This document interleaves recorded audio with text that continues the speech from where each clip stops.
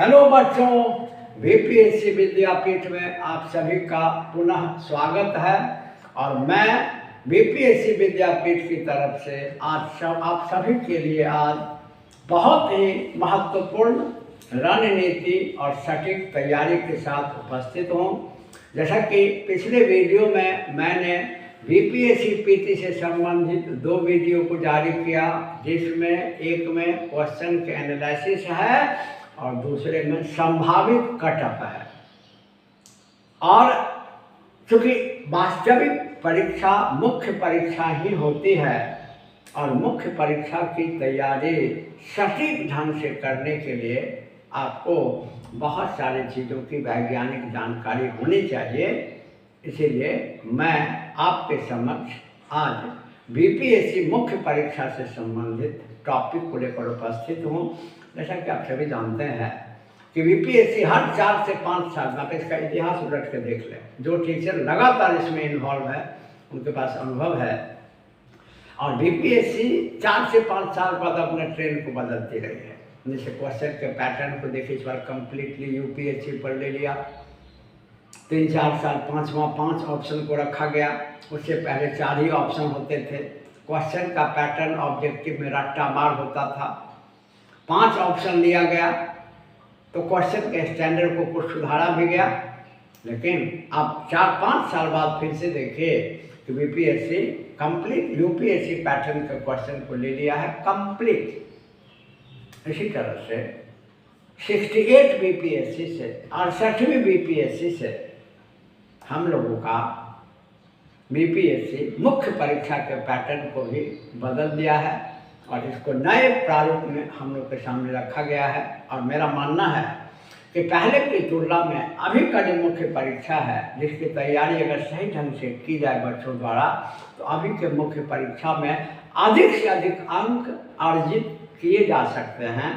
सामान्य पढ़ाई के साथ ही किसी विशेष पढ़ाई की जरूरत नहीं होती आपके सामने। इसीलिए मैं 68 बीपीएससी के हर चीज़ को एनालाइज करूँगा और आप देखेंगे कि आपने जितना पढ़ा है उसी को थोड़ा और बढ़िया से पढ़ लिया जाए और कॉन्सेप्ट भी हो और साथ साथ लेखन कला जरूर हो। मुख्य परीक्षा 3 चीज़ को रिक्वायर करता है: तथ्य का ज्ञान हो, विश्लेषण की क्षमता हो और लेखन कला हो। क्योंकि तथ्य का ज्ञान तो सबसे पहले चाहिए, इसके बाद इसको विश्लेषित करने की क्षमता और प्रश्न को विश्लेषित करने की क्षमता चाहिए। और लेखन कला अगर आपकी अच्छी नहीं है, अगर आपने ऑब्जेक्टिव पैटर्न पर पढ़ाई कर लिया है, तो फिर मुख्य परीक्षा परेशान कर सकता है आपको।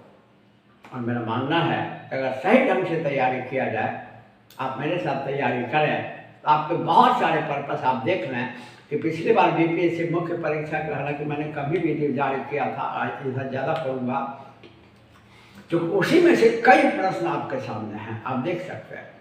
और इस बार तो मैं लगातार रणनीति के साथ इस पर क्वेश्चन और आंसर को जारी करता रहूँगा, ताकि आपको काफ़ी सहयोग मिले। और अभी तैयारी करने से पहले सबसे ज़्यादा ज़रूरी होता है कि जिसकी तैयारी हम करते हैं उसके प्रारूप को समझा जाए, उसके फॉर्मेट को समझा जाए, उसके मॉडल को समझा जाए। तो जैसा कि हम सभी जानते हैं कि 68वीं बीपीएससी से 68 बीपीएससी से मुख्य परीक्षा के पैटर्न में बदलाव किया गया है।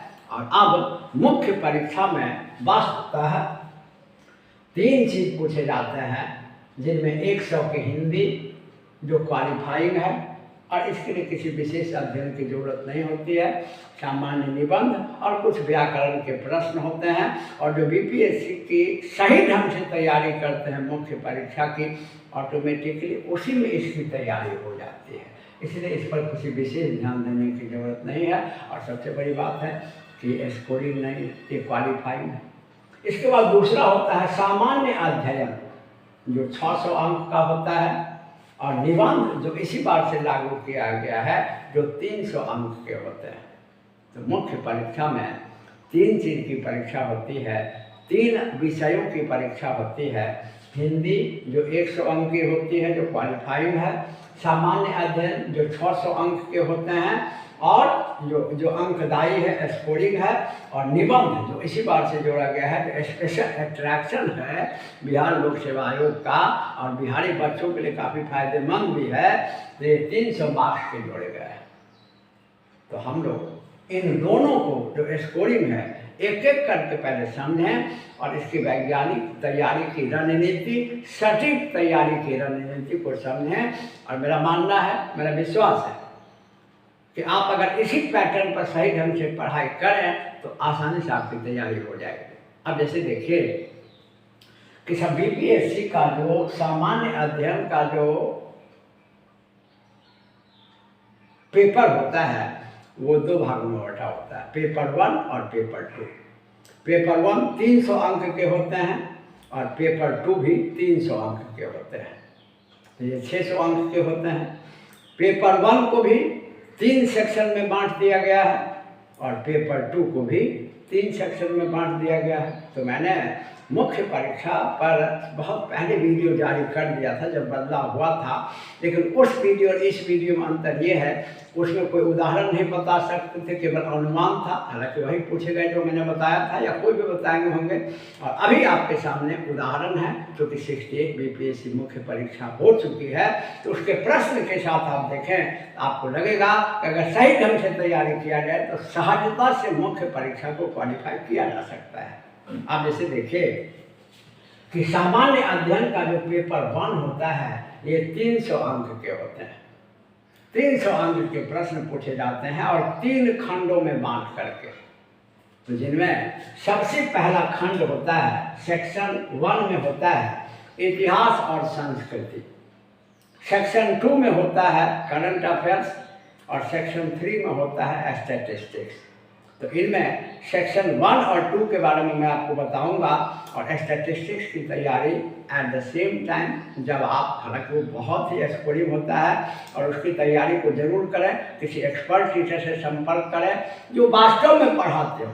क्योंकि बड़ी दुखद है कि मुख्य परीक्षा की पढ़ाई कराने वाले शिक्षकों की अपने बिहार में, मेरा मानना है, बहुत कमी है। शिक्षक हैं लेकिन बहुत कमी है। अभी शिक्षा व्यवस्था इतना दोषपूर्ण है बिहार में कि बड़ी दुखद स्थिति है। चलिए, लेकिन इसमें बच्चे अपने ढंग से या सही शिक्षक से संपर्क करके अपना पर्पस सॉल्व करते हैं। नेगेटिव पॉइंट को ज़्यादा ध्यान में नहीं रखा जाता है, पॉजिटिव पॉइंट को ज़्यादा ध्यान में रखा जाता है। तो अभी भी बिहार में बहुत सारी चीज़ ऐसे हैं जहाँ आपको सही पढ़ाई मिलती है और जहाँ से आपका पर्पस सॉल्व होता है। तो देखते हैं कि 68 बीपीएससी के जीएस पेपर 1 में जो 300 अंक के होते हैं, खंड 1 में और खंड 2 में क्या क्या सवाल पूछे गए हैं और कहाँ समझने की ज़रूरत है। क्योंकि मैंने आपको कहा कि मुख्य परीक्षा में सफल होने के लिए, अच्छा अंक लाने के लिए, क्योंकि सबसे मेन मुख्य परीक्षा है, नाम है मुख्य, पीटी तो स्क्रूटनी है। और मुख्य परीक्षा में अगर आप खूब बढ़िया अंक ले आते हैं तो इंटरव्यू भी आपका वैसे ही, क्योंकि 60 नंबर तो सबको दिया ही जाता है, तो मुख्य परीक्षा में अगर आप बढ़िया अंक लेते हैं तो इंटरव्यू के मोहताज नहीं होते हैं। और जो बच्चे सजग हैं, भाई देखिए बीपीएससी की तैयारी इतना आसान भी नहीं है, एकदम डिवोशन की ज़रूरत होती है, जिसको कहा जाता है कि पढ़ाई तपस्या है, कंप्लीट तपस्या है। आपको काफ़ी मेहनत करना होगा, लेकिन सही रणनीति मिल जाए तो कम समय में ज़्यादा मेहनत मिल जाए, कम समय में ज़्यादा मेहनत करके आप सफल होंगे। इसके लिए ज़रूरी है कि सबसे पहले हम लोग देखें कि प्रश्न किस रूप में पूछे गए हैं, और अभी लगातार 4-5 साल यही प्रवृत्ति रहेगी, आपको कैसे लिखना होगा। अब जैसे देखिए कि जैसे कि मैंने आपको बताया है कि पेपर 1 में भी 3 सेक्शन हैं, पेपर 2 में भी 3 सेक्शन हैं और निबंध में भी 3 सेक्शन हैं। तो पहले पेपर 1 की बात करें, और पेपर 1 का जो पहला सेक्शन है जिसमें संक्षिप्त टिप्पणी वाला क्वेश्चन है, हालांकि ये भी संक्षिप्त वाला रहता है, लेकिन अंक देखने के बाद आपको पता चलेगा कि किस रूप में ये पूछे जाते हैं। आप देखिए कि पहला है कि निम्नलिखित पर संक्षिप्त टिप्पणी लिखिए। और जो संक्षिप्त टिप्पणी छोटा लिखना है, इसका ये भी संक्षिप्त वाला है, दूसरा का भी वही, दूसरा क्वेश्चन का भी आगे बताएंगे वही है। लेकिन पहला क्वेश्चन जो अनिवार्य है, 5 को पूछता है, टिप्पणी वाला और 5 को लिखना अनिवार्य है। और इसमें 8 और 7 अंक के प्रश्न होते हैं, तो आंसर आधा पेज में या पौन पेज में होना चाहिए। जान लीजिए, वर्ड लिमिटेशन तो नहीं है, लेकिन आधा से माने थोड़ा सा ज़्यादा एक्सीड करे तो करे, उतना ही में लिखना होगा आपको आंसर, क्योंकि और भी आंसर लिखना है और इसमें एक्स्ट्रा पेपर नहीं मिलता है, इसीलिए आपका लैंग्वेज बहुत स्ट्रॉन्ग होना चाहिए। जैसे देखिए कि भारत सरकार अधिनियम 1858, हम सभी जानते हैं कि भारत पर हम लोगों ने चर्चा भी किया है, आप भी जानते हैं कि भारत को अंग्रेजों ने लगभग 200 वर्षों तक गुलाम बना कर रखा, कंप्लीट 190 वर्षों तक, जिनको 2 भाग में बांट के देखा जाता है, कंपनी का शासनकाल और क्राउन का शासनकाल। तो 1757 में प्लासी युद्ध के द्वारा अंग्रेजों ने भारत को गुलाम बनाया। ईस्ट इंडिया कंपनी ने, जो ब्रिटेन की एक प्राइवेट कंपनी थी, और इसने कंप्लीट 100 वर्षों तक शासन किया, 1757 से 1857 तक। और 1857 में जब इसके विरुद्ध विद्रोह हो गया, जब विद्रोह हो गया, तो विद्रोह हो जाने के बाद आप सभी जानते हैं कि ईस्ट इंडिया कंपनी के हाथ से शासन निकल गया और ब्रिटिश क्राउन या ब्रिटिश संसद या ब्रिटिश राजशाही के हाथ में भारत का शासन चला गया, भारतीय उपनिवेश का। भारत स्वतंत्र नहीं हुआ, केवल शासन बदला। 1857 तक या 1858 से पहले तक ईस्ट इंडिया कंपनी। तो भाई 1858 में भारत के शासन को अपने हाथ में लेने के लिए ब्रिटिश संसद द्वारा एक अधिनियम पारित किया गया था, है ना। 2 अगस्त 1858 ईस्वी को यह अधिनियम पारित किया गया था ब्रिटिश संसद द्वारा, और इसी के माध्यम से भारत के शासन को या भारतीय उपनिवेश के शासन को ईस्ट इंडिया कंपनी के हाथों से लेकर ब्रिटिश क्राउन के हाथ में, एक खिसक कर ब्रिटिश क्राउन के हाथ में चला गया। तो एक बहुत ही महत्वपूर्ण अधिनियम था, भारत में शासन का बदलाव था। आप सभी जानते हैं इस अधिनियम की एक और बहुत बड़ी विशेषता है कि इसी के द्वारा आधिकारिक रूप से भारत में मुगल शासन को समाप्त कर दिया गया। नियम के अनुसार अभी तक भारत में मुगलों का ही शासन था, लेकिन जब यह क्वेश्चन ऑब्जेक्टिव में भी आता है और सब्जेक्टिव में जब लिखें तो मेन पॉइंट को लैंग्वेज, जो कि तथ्य का ज्ञान और लेखन शैली होनी ही चाहिए आपके पास, अदरवाइज मुख्य परीक्षा में परेशानी होती है। तो ध्यान रखें कि 1858 में जो अधिनियम पारित हुआ, इसके द्वारा भारत का शासन ईस्ट इंडिया कंपनी के हाथों से निकल के ब्रिटिश क्राउन के हाथ में चला ही गया। साथ साथ ऑफिशियली आधिकारिक रूप से मुगल शासन को समाप्त भी इसी अधिनियम द्वारा किया गया। और अब भारत के शासन पर चूंकि प्रत्यक्ष नियंत्रण हो गया, तो अब से पहले भारत के शासन का प्रधान गवर्नर जनरल होता था, और अब भारत के शासन का प्रधान वायसराय हो गया, जिसको राजा का प्रतिनिधि कहा जाता था, क्योंकि अब राजा के माध्यम से शासन होता था। फिर तो वायसराय का पद बना, फिर भारत सचिव नामक एक नवीन पद बना, जो अपने परिषद के माध्यम से भारत का शासन चलाता था, और वो अपने कार्यों के लिए ब्रिटिश संसद के प्रति उत्तर था। इस तरह 1858 के अधिनियम द्वारा भारत के शासन में एक बड़ा बदलाव हुआ और एक ऐतिहासिक परिवर्तन हुए। तो इसको इस ढंग से लिखना होगा। अभी शॉर्ट में बताते हैं, आगे जब इसको एनालाइज कराने के बाद हम जब आगे आएंगे तो नई चीज़ों को, टिप्पणी वाला लॉन्ग वाला चीज़ को आप कैसे लिखें। वैसे हमने अपने क्लासरूम में सभी विद्यार्थियों को A to Z पढ़ा ही दिया है, लेकिन जो बाहर के बच्चे हैं, जिनको ज़रूरत होती है इस चीज़ की, जिनके पास लैंग्वेज का थोड़ा सा दिक्कत होता है, तथ्य तो खड़े मिल जाते हैं, लेकिन किसको लिखें और कैसे लिखें ये सीखने की जरूरत होती है। तो आपके पास तथ्य के विश्लेषण की क्षमता और लैंग्वेज होनी चाहिए। अब इसके बाद देखिए, इंडिगो या नील विद्रोह, दूसरा पूछा, बिरसा मुंडा आंदोलन, कितना लंबा टॉपिक है, लॉन्ग में भी पूछता है। तो बिरसा मुंडा आंदोलन, आदिवासी के जितने भी आंदोलन थे उन सभी आंदोलनों में यह अन्य से आ रखता है। एक बार बीपीएससी में ही क्वेश्चन पूछ चुका है। आदिवासियों द्वारा मुंडा विद्रोह, कोल विद्रोह, हो विद्रोह, संथाल विद्रोह, बिहार के क्षेत्र में कई विद्रोह हुए, मैंने इस पर वीडियो भी जारी किया हुआ है।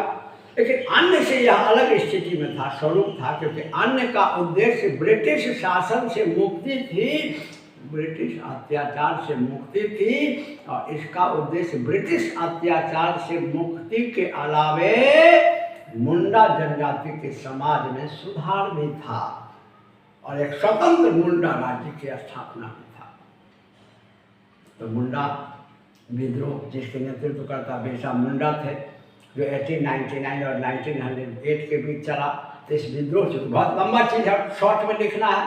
तो एक्सपेंशन, विस्तारीकरण और संक्षिप्तीकरण का ज्ञान होना ही चाहिए, जो धीरे धीरे हम लोग अगले वीडियो में बताते रहेंगे। मैं खुद आपके सामने उपस्थित होता रहूँगा और आप देख लीजिए कि मैंने जितना कमिट किया मैं उसको पूरा करता रहा हूँ। और मैंने पीटी से पहले जितना वीडियो, मेरा भी साल भर नहीं हुआ यूट्यूब पर, मैं लंबे समय से पढ़ा रहा हूँ, लेकिन यूट्यूब पर 5-6 महीने से हूँ। और देख लीजिए कि मेरे द्वारा जारी किए गए वीडियो इसी बार के पीटी में कितना सवाल है और मेंस में कितने सवाल है, आप खुद देख सकते हैं।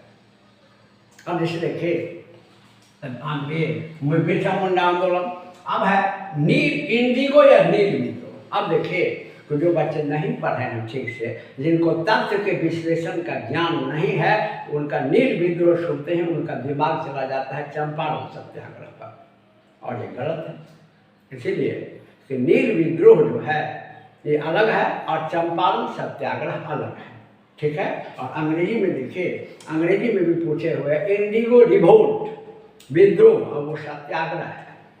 तो आप चंपारण सत्याग्रह के बात को अगर मेंशन भी करें तो शॉर्ट में लिखना है आपको, लेकिन इसमें चंपारण सत्याग्रह का तो मेंशन लगभग नहीं होना चाहिए। मेन ये जाएगा बंगाल में जो भारत में सबसे पहला नील विद्रोह हुआ था 1859 में, आप सभी जानते हैं। तो वहाँ से जिसका उल्लेख दीनबंधु मित्रा के नाटक नील दर्पण में मिलता है। तो कई बच्चों ने जो सही ढंग से पीटी क्वालिफाई कर गए, तो मेंस की जानकारी नहीं थी, तो कई बच्चों ने चंपारण सत्याग्रह को लिख दिया। तो अपने हिसाब से तो आप लिख के आ गए, क्योंकि चंपारण सत्याग्रह ही वो फेमस पढ़ते हैं और अब आपको थोड़ा पढ़ना पड़ेगा ना। तो नील विद्रोह अगर पूछा गया है तो बंगाल का 1859 का 1859 का विद्रोह को लिखना होगा, उसके प्रसार को लिखना होगा। और बिहार में भी एक और नील विद्रोह हुआ था। आपको बिहार में सबसे पहले लाल कोठी सरैया में विद्रोह हुआ था। और अगर चंपारण लिख भी देते हैं तो लास्ट में एक आध लाइन लिखें, उसी के प्रभाव के स्वरूप ऐसा हुआ था। ये भी विद्रोह का, अगर गांधी नहीं होते तो विद्रोह का रूप ले लेता। लेकिन जिन बच्चों ने केवल चंपारण सत्याग्रह को लिखा, समझ सकते हैं कितनी भारी भूल हुई उनसे। इसीलिए मैंने कहा कि मुख्य का उत्तर लिखने के लिए मुख्य परीक्षा में पूछे गए प्रश्नों के उत्तर को लिखने के लिए आपके पास तथ्य का ज्ञान, विश्लेषण की क्षमता और लेखन कला चाहिए और लैंग्वेज चाहिए। कई बच्चे हमारे शिकायत करते हैं वीडियो में कि गुरुजी आप विशुद्ध हिंदी का प्रयोग करते हैं। स्वाभाविक सी बात है, विशुद्ध हिंदी में प्रश्न भी तो आते हैं। अब बोर्ड पे जगह नहीं था, सिर्फ मैंने इंग्लिश में नहीं लिखा, जहाँ दिक्कत हो गया आपको समझाएंगे, है ना। तो नील विद्रोह वहाँ से लिया जाएगा। इसके बाद पटना कलम चित्रकला, आप सभी जानते हैं, बहुत फेमस है, सभी बच्चे पढ़ते हैं। पटना कलम चित्र शैली एक क्षेत्रीय चित्र शैली थी, जिसका विकास मुगल साम्राज्य के पतन के बाद हुआ। आप जानते हैं कि जब औरंगजेब राजा बना, तो औरंगजेब जब मुगल बादशाह बना तो उसने कला और संस्कृति को संरक्षण देना छोड़ दिया। और उसके बाद तो 1707 में जब औरंगजेब मरा है, तो उसके बाद तो मुगल साम्राज्य पतनोन्मुख हो गया। तो भाई चित्रकारों को संरक्षण देगा कौन? तो इससे पहले औरंगजेब से पहले के जो बादशाह थे बाबर ही, बाबर के काल का बहुत ही प्रसिद्ध चित्रकार बेजहाद था। तो बाबर, हुमायूं, अकबर, सबसे ज़्यादा जहांगीर, शाहजहां भी दिया। लेकिन औरंगजेब के बाद से संरक्षण जब मिलना बंद हो गया तो भाई कलाकारों के समक्ष आजीविका की समस्या आई। भाई आजीविका चलानी है, जैसे आज क्या होता है, आज बिहार के किसान क्यों पलायन करते हैं इतना उपजाऊ भूमि होते हुए भी? क्योंकि यहाँ भाई सरकार उस तरह से ध्यान नहीं देती, उतना भूमि विकसित, कृषि व्यवस्था विकसित नहीं है। तो संसाधन रहते हुए लोग दूसरे राज्य में जाते हैं कृषि श्रमिक का काम करने। बहुत दुखद है ये बिंदु, इस पर प्रश्न पूछे जाते हैं ऐसे ही चीज़ों पर प्रश्न। इसलिए मुख्य परीक्षा को लिखने के लिए आपके पास ज्ञान चाहिए सघन, जो पढ़ाई से ही आती है। तो ऑब्जेक्टिव रखने से, और ऑब्जेक्ट अगर आप फॉलो कर लेते हैं तो दोनों आपके साथ है, लेखन कला चाहिए। तो पटना कलम चित्रकला, तो जब इनके सामने आजीविका की समस्या उपस्थित हुई तो समूह बना करके वहाँ से चित्रकार भारत के विभिन्न क्षेत्र में जाने लगे और उसी में से चित्रकारों का एक समूह पटना आ गया जो स्थानीय आवश्यकता, क्योंकि आपका चीज आपके उत्पाद तभी बिकेंगे जब उसका डिमांड हो। हमारे पास भी बच्चे इसीलिए पढ़ाई करते हैं क्योंकि डिमांड है। अगर आज डिमांड खत्म हो जाए, आज अगर गवर्नमेंट में वैकेंसी खत्म हो जाए तो कोई बच्चे नहीं पढ़ेंगे। अकॉर्डिंग टू डिमांड अगर आप किसी चीज़ को इंट्रोड्यूस कर रहे हैं तो ही आपका बिकेगा। तो चूँकि अभी तक ये लोग राजा महाराजा राजशाही दरबार के चित्र बनाते थे, उसकी मांग तो आम जनजीवन में थी नहीं, तो स्थानीय जनता या आम जनजीवन के डिमांड के अकॉर्डिंग जो प्रस्तुत किया गया चित्रकारी का नया रूप, उसी को कहा गया पटना कलम से। इसके बाद आप देखिए प्राचीन काल में पूर्वी भारत में गुहाओं का विकास, गुहा यानी केव्स, जो गुफा, देखिए गुफा दो तरह का होता है, एक प्राकृतिक और एक काठ के जो बनाया जाता है जिसको जनरली गुहा कहते हैं। केव्स दोनों के जनरली केवी होती है, और प्राकृतिक गुफा का जितना महत्व है उतना ही कृत्रिम गुफा का भी महत्व है, जो राजाओं द्वारा या बड़े बड़े जमींदारों द्वारा कटवा कर बनवाए गए थे, धनाढ़यों द्वारा पहाड़ को गुफा कटवा कर। अब यहाँ देखिए कभी कभी बच्चे कितने भारी गलती कर बैठते हैं, भयानक गलती कर बैठते हैं। इसीलिए मैंने कहा कि विश्लेषण की क्षमता चाहिए। अब इस प्रश्न को कई बच्चों ने नहीं समझा तो परिणाम ये हुआ, क्योंकि भारत में जब गुहा या गुफा की बात करें तो आप सभी जानते हैं कि सबसे पहले अजंता की गुफा पर हमारा ध्यान चला जाता है, एलोरा की गुफा पर ध्यान चला जाता है, और ये लिख देना भयानक भूल होगी। जैसे कि कई बच्चों ने बताया तो मैंने सिर ठोक लिया तो विश्लेषण नहीं कर पाए, क्योंकि बीपीएससी में तो क्वेश्चन को ट्विस्ट करके पूछता है, आपके सेंस को देखता है। तो अगर आप गुफा के बारे में लिखें, वो भी कहता है कि प्राचीन काल में पूर्वी भारत में गुफाओं का विकास, तो भयानक भूल हो गई। अगर आप महाराष्ट्र के एलोरा अजंता के बारे में लिखते हैं या एलिफेंटा के बारे में लिखते हैं, गलत हो जाएगा ना, क्योंकि ये पश्चिम भारत में महाराष्ट्र और पूर्वी भारत में पूछ रहा है। तो आप पढ़ते हैं कि भारत में संभवतः सबसे पहले गुहाओं का विकास, यानी पहाड़ को काट कर गुफा बनाना, अपने बिहार से ही शुरू हुआ, और बिहार पूर्वी भारत में आता है। आपको याद होगा कि अशोक और उसके पुत्र दशरथ ने नागार्जुनी की पहाड़ी, गया में बराबर की पहाड़ी में कई गुफाओं का निर्माण किया, आजीवक संप्रदाय को दान में दिया, बौद्धों को भी दान में दिया। गुफाओं की चित्रकारी, गुफाओं पर पॉलिश और लकड़ी की सजावट अद्वितीय है। और अगर आप प्राचीन भारत में, है ना, अगर आप महाराष्ट्र के गुफा को लिख दिया अजंता एलोरा, इसको ब्लंडर कहा जाएगा, मैंने आपका सेंस काम नहीं कर रहा है, ये कन्फाइंड होगा बिहार पर ही। तो बहुत सहज है, आप देख लीजिए क्या हम लोग ये चीज़ नहीं पढ़ते रहते हैं, बराबर जो भी तैयारी का सही ढंग से पढ़ते हैं। अब इसकी कला, अब सीधे गुफा नहीं लिखना होगा, गुफा का विकास किस परिवेश में हुआ, क्या उद्देश्य था, इसकी कलात्मक विशेषताएं क्या थी, ये लिखेंगे तब नंबर देगा। आप खाली ऑब्जेक्टिव पैटर्न में अशोक ने ये सुदामा गुफा, उसके काल में लोमस ऋषि गुफा, ये बराबर की पहाड़ी और नागार्जुनी पहाड़ी, वहाँ थोड़ी अंक देगा आपको विशेषता के साथ। ये बीपीएससी है, यहीं पर ऑब्जेक्टिव पैटर्न के बच्चों के साथ परेशानी है, जो ट्रिक वाली पढ़ाई करते हैं आजकल, ट्रिक वाली पढ़ाई लेकिन अब नहीं चलने वाली है। शिक्षा व्यवस्था कमजोर होते से खूब चलता है। तो देखिए ये क्वेश्चन 1 में 5 हैं, जिनमें 3 पहला, दूसरा, तीसरा 8 अंक का, और ये 7वां दूसरा, चौथा और 5वां 7 अंक का। अब देखिए जगह का भाव यहाँ हमने नहीं लिखा है, क्वेश्चन 2 में यहाँ भी लिखे हुए हैं, यही भी है कि संक्षिप्त टिप्पणी, इसी का अधीन है ये। तो क्वेश्चन नंबर 1 में जो लिखा हुआ संक्षिप्त टिप्पणी, 1 का पहला 5 अनिवार्य है, और इसमें ये भी सेक्शन 1 का है, जिसमें 2 क्वेश्चन पूछेंगे, क्वेश्चन 2 और क्वेश्चन 3, और इसमें अथवा कर दिया गया है, और एक क्वेश्चन 38 मार्क्स का है। तो हालांकि पूछा है संक्षिप्त में ही लिखा है, लेकिन जब मार्क्स 38 है तो लंबा कम से कम 2 पेज 2.5 पेज तो जाएगा ही जाएगा। और देखिए कितना आसान क्वेश्चन पूछा है कि भारतीय राष्ट्रीय आंदोलन के क्वेश्चन नंबर 2 का ए, भारतीय राष्ट्रीय आंदोलन के उदय के कारणों की चर्चा कीजिए। आप मेरा वीडियो देखिए, एक एक कारण को मैंने लॉन्ग के लिए पढ़ा दिया था, जो जो कारण है। और आप जानते हैं कि भारतीय राष्ट्रीय कांग्रेस की स्थापना 1885 के बाद भारतीय राष्ट्रीय आए, भारत में राष्ट्रवाद के उदय शुरू हुए और एनसीईआरटी और बिहार टेक्स्ट बुक जो पॉइंट में डील किया है मैंने उसी पॉइंट में डील किया, इधर तो नहीं भागिएगा।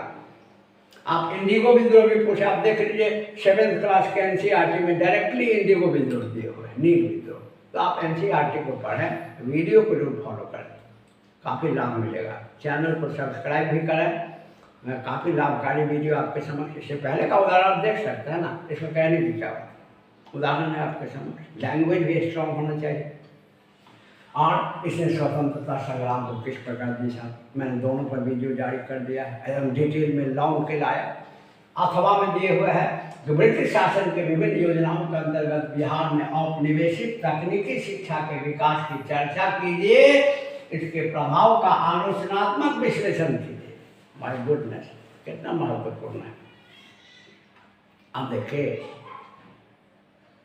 कि सबसे पहले एक टेल लगा दिया बिहार का, तो तकनीकी शिक्षा और अंग्रेजी शिक्षा बराबर, या तो एक बार तकनीकी नहीं तो एक बार अंग्रेजी पूछेगा, तो ठीक है। ब्रिटिश पीरियड में विभिन्न जो सरकार की शिक्षा की योजनाएं थी, जिनके बारे में मैंने वीडियो भी जारी किया हुआ, गुड डिस्पैच है, सार्जेंट योजना है, कई योजना है जिन पर मैंने वीडियो भी जारी किया है।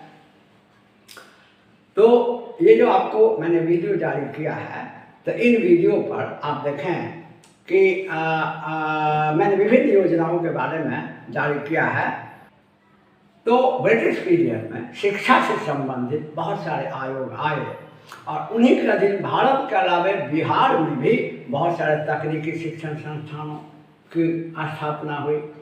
पाश्चात्य शिक्षण, पाश्चात्य जब पूछेगा तो अंग्रेजी शिक्षण संस्थान, और तकनीकी पूछेगा तो 3-4 चीज़ याद रखें, medical college, engineering college, agricultural college and management college, तो इनको लिखना होगा। अब इसमें यह है कि एक तेल लगा दिया है, प्रभाव का आलोचनात्मक विश्लेषण कीजिए, तो आपके नॉलेज के विश्लेषणात्मक क्षमता, ये तो फैक्ट में आप लिख देंगे, लेकिन मुख्य का परीक्षा है तो विश्लेषणात्मक क्षमता देखेगा तो क्या आलोचना कीजिएगा। तो आलोचना ये होता है कि ये जो खोला गया था, एक तो ये कि इनकी संख्या बहुत कम थी, और दूसरी बात यह है कि संख्या कम होने के साथ साथ इसमें सभी को प्रवेश नहीं मिल पाता था, और ग्रामीण क्षेत्रों में, सुदूरवर्ती क्षेत्रों में इसका विकास नहीं हो पाया, तो सभी को इसका लाभ नहीं मिला।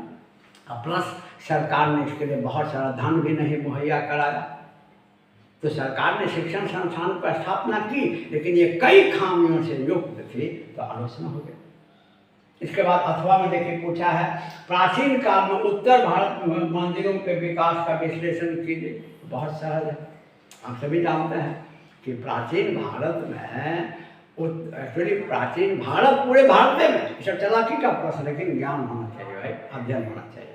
अब प्राचीन भारत में मंदिर की बात करें तो प्राचीन भारत के मंदिर की बात जब करें तो प्रश्न को गौर से देखिए। जैसे यहाँ पूछा है शॉर्ट वाले में कि पूर्वी भारत में गुहाओं का विकास, और यहाँ सीधे प्राचीन काल में उत्तर भारत जोड़ दिया है, तो खबरदार दक्षिण भारत में नहीं जा सकते हैं आप। अब अगर बच्चे चोल, पांड्य और चेर काल में निर्मित जो मंदिर हैं, जैसे राजराजेश्वर मंदिर है, होयसलेश्वर मंदिर है, दक्षिण में तो भाई बहुत सारे मंदिर हैं, तो अगर आपके पास बैलेंस नहीं है और ध्यान नहीं है तो आप वहाँ चले जाएंगे, नो।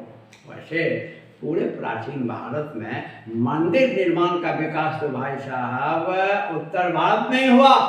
हम सभी जानते हैं कि भारत में पहली बार मंदिर निर्माण कला का वास्तविक विकास गुप्त काल से ही हुआ, और गुप्त काल में 4वीं से लेकर 6वीं शताब्दी तक मुख्य रूप से मंदिर के निर्माण हुए, जिनमें देवगढ़ का दशावतार मंदिर, इसके बाद देवगढ़ का दशावतार मंदिर, आप जानते हैं ये नागोदा और भुमरा का शिव मंदिर, नाचन कुठार का पार्वती मंदिर, और आरंभिक दौर में मंदिरों के निर्माण में लकड़ी का प्रयोग किया गया था, लेकिन जैसे जैसे मंदिर निर्माण कला समृद्ध हुई, ईंट पत्थर का उपयोग किया जाने लगा, और ये चूंकि मंदिर पूछ रहा है तो केवल हिंदू तो नहीं पूछ रहा है, तो मंदिर 3 कॉन्सेप्ट है, जैन, बौद्ध और हिंदू। तो आप देखिए कि इनको लिखने के अलावे आप चले, चूँकि ये प्राचीन भारत में सीमित रहना है, तो आप जा सकते हैं। आपको बिहार में सबसे प्रमुख, बड़ा ऐतिहासिक है, आप देखिए कि सांची में बौद्ध स्तूप का निर्माण हुआ,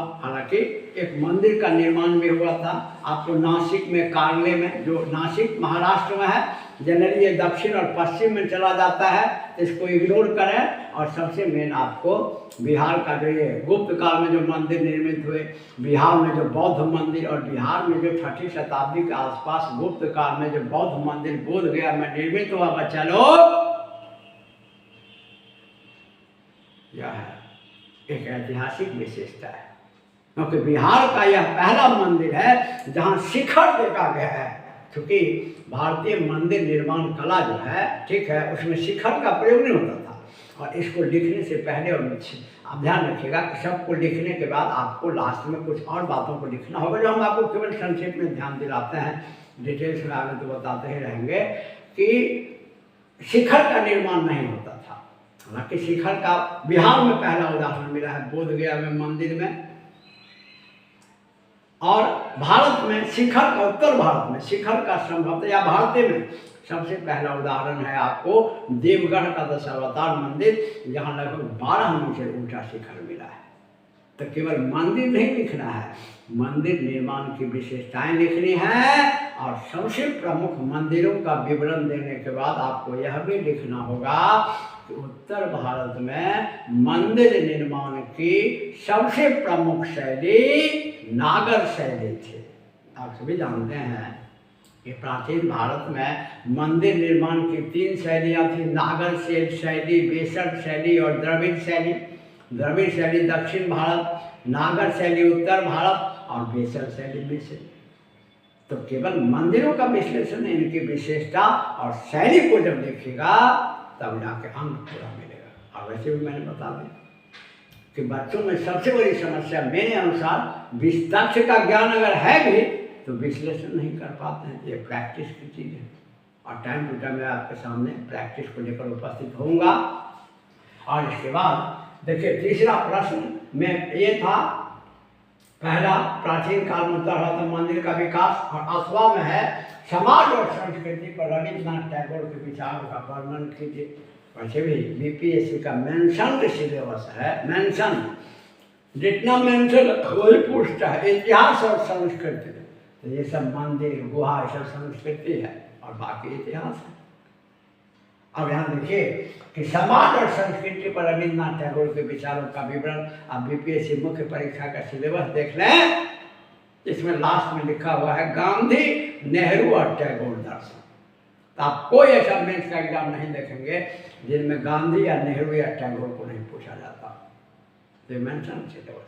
और इंडिया का सोसाइटी कैसा होना चाहिए, कल्चर कैसा होना चाहिए, एजुकेशन कैसा होना चाहिए, इकोनॉमी कैसा होना चाहिए, फॉरेन पॉलिसी कैसी होनी चाहिए, इन सब पर इन तीनों विद्वानों ने, जिनको भारत का, नव भारत का निर्माता माना जाता है।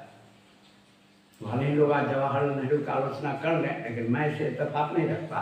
भाई ये देश के प्रति समर्पित है, ठीक है, एकाध गलतियाँ सबसे होती हैं, अलग बात है, लेकिन इनका जो मुख्य पक्ष था ये आलोचना का विषय नहीं था। इन्होंने आजीवन भारतीय व्यवस्था को सुधारने में, ठीक है, कहीं कहीं कमी भी थी पॉलिसी में, लेकिन इनकी आलोचना नहीं की जा सकती। तो तीनों व्यक्ति का जो थॉट है ये यूपीएससी में भी है, हर पीसीएस में ये मुख्य परीक्षा में आता ही आता है। इस पर मैं टाइम टू टाइम वीडियो जारी करता रहूँगा। और मैंने आपको आज मुख्य परीक्षा से संबंधित सटीक तैयारी और की रणनीति और विश्लेषण को बताया।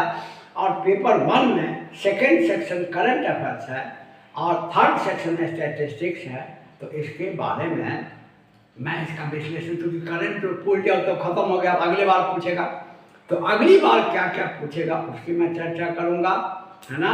और मेन फोकस अब मैं सेकेंड पेपर, जिसमें तीनों सेक्शन बहुत ही महत्वपूर्ण है, जिसमें सेक्शन 1 में भारतीय संविधान और राज्य व्यवस्था होता है, सेक्शन 2 में होता है भूगोल और अर्थव्यवस्था, और सेक्शन 3 में होता है विज्ञान और तकनीक।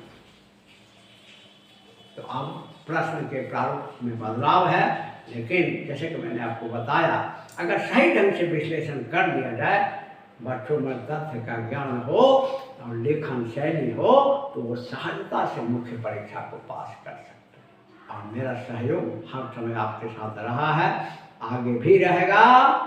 इसलिए आपको अगर मेरा वीडियो अच्छा लगता हो तो आप चैनल को जरूर सब्सक्राइब करें, ताकि उपयोगी वीडियो आप तक पहुंचता रहे। वीडियो को लाइक और शेयर करें। और फिर सेकंड पेपर के तीनों सेक्शन का विश्लेषण, क्योंकि इसमें 2 सेक्शन अभी विश्लेषण के लायक नहीं है, लेकिन सेकंड पेपर का तीनों सेक्शन विश्लेषण के लायक है। मैं उसको लेके यथाशीघ्र उपस्थित होऊंगा। तब तक के लिए धन्यवाद।